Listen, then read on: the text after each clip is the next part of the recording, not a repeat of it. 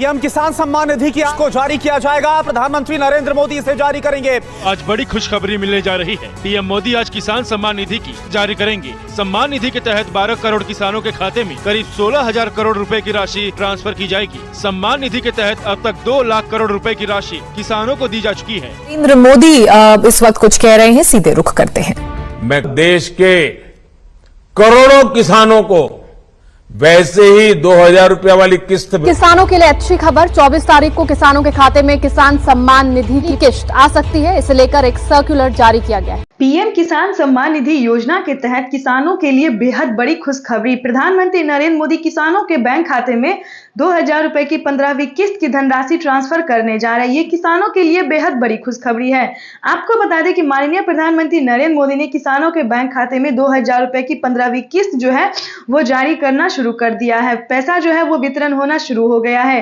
अगर अभी तक आपको नहीं मिला है या फिर किसी भी प्रकार की समस्या है तो इस वीडियो में आपको पूरी जानकारी बताएंगे। बने रहिए एंड तक हमारे साथ। जैसा कि आपको हम लाइव प्रूफ दिखा रहे हैं कि माननीय प्रधानमंत्री नरेंद्र मोदी जी किसानों के खाते में एक कंप्यूटर क्लिक के माध्यम से किसानों को पैसा भी दे रहे और संबोधित भी कर रहे। जैसा कि आप स्क्रीन पर देख रहे हैं कि माननीय प्रधानमंत्री नरेंद्र मोदी जी किसानों को कितनी सारी योजना का लाभ देते हैं, ये भी इसके बारे में भी बातचीत कर रहे हैं। तो आपको बता दें पीएम किसान सम्मान निधि योजना के तहत माननीय प्रधानमंत्री नरेंद्र मोदी ने किसानों के बैंक खाते में 17,000 करोड़ रुपए की धनराशि जो है वो इक्विटी अनुदान कर रहे हैं। ये किसानों के लिए बेहद बड़ी खुशखबरी है।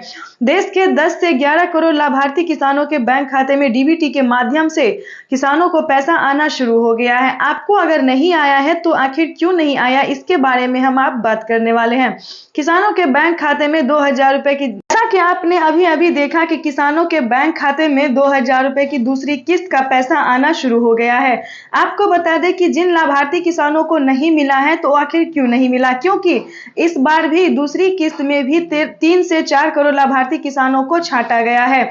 कौन कौन से राज्य में कितने किसानों को छांटा गया ये भी हम आपको डिटेल के साथ बताते हैं। किसान सम्मान निधि योजना के तहत जैसा कि हमने आपको अभी बताया कि देश के 16 से 17 राज्य में जो है वो किसान सम्मान निधि योजना में किसानों को छांटा गया है। आपको हम बताने वाले हैं कि आखिर कौन कौन से राज्य में किसानों को छांटा गया और कितने राज्य में किसानों को छांटा गया है।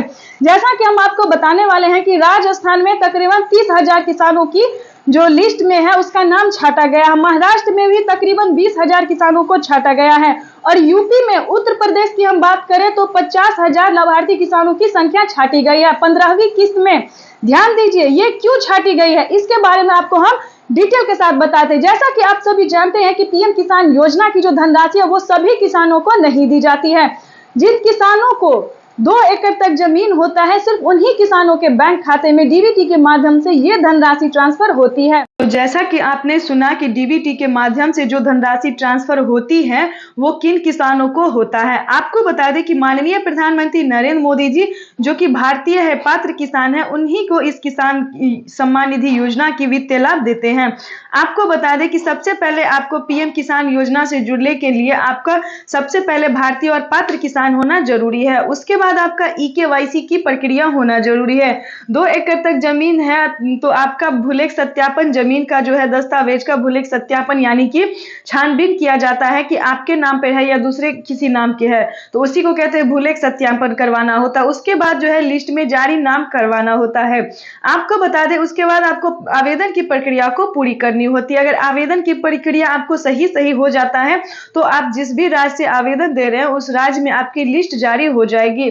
उसमें अपना लिस्ट में नाम चेक कीजिए और पीएम किसान योजना की 2,000 रुपए की धनराशि आप अपने अकाउंट में डीबीटी के माध्यम से ट्रांसफर कीजिए। आपको बता दें अगर अभी तक आपने जनधन खाता नहीं खुलवाया है तो वो भी खुलवा लीजिए।